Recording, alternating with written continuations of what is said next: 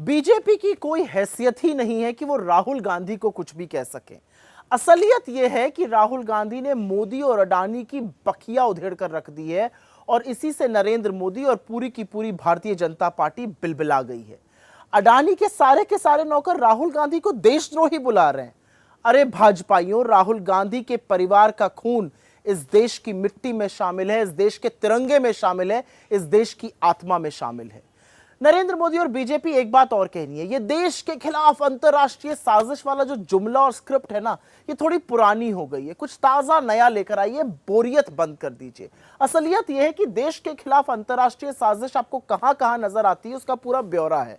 किसान जब अपने हक की मांग करें तब नजर आती है, युवा नौकरी की गुहार लगाए तब नजर आती है, महिला अपराध में बीजेपी के नेता रंगे हाथों पकड़े जाए तब नजर आती है, मणिपुर में अनवरत हिंसा जारी रहे तब नजर आती है, जनता आपकी बर्बरता के खिलाफ बोले तब नजर आती है, लोग महंगाई के खिलाफ आवाज उठाएं तब नजर आती है, विपक्ष कटघरे में खड़ा करके सवाल पूछे तब नजर आती है, और अडानी की दुनिया में जब थू थू होती है तब भी नजर आती है।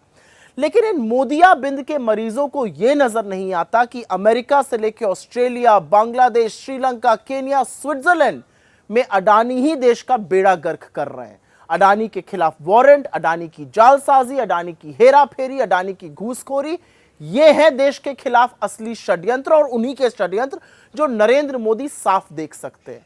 असल में देख तो हम सब सकते हैं, बस फर्क इतना है कि तुमने अडानी का नमक खाया और हमने देश का। राहुल गांधी की बात करिएगा, राहुल गांधी ने इस देश में मोहब्बत और न्याय के लिए कन्याकुमारी से कश्मीर पैदल नाप दिए।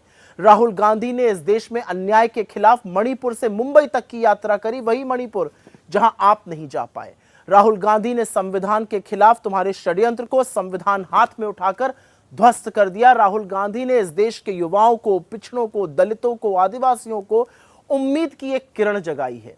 राहुल गांधी ने इस देश के गरीबों को, मजदूरों को, किसानों को, मोची को, बढ़ई को, राजगीर जैसे लोगों को गले लगाकर सम्मान दिया है। राहुल गांधी इस देश के लोकतंत्र को बचाने के लिए कोई भी कीमत चुकाने को तैयार है।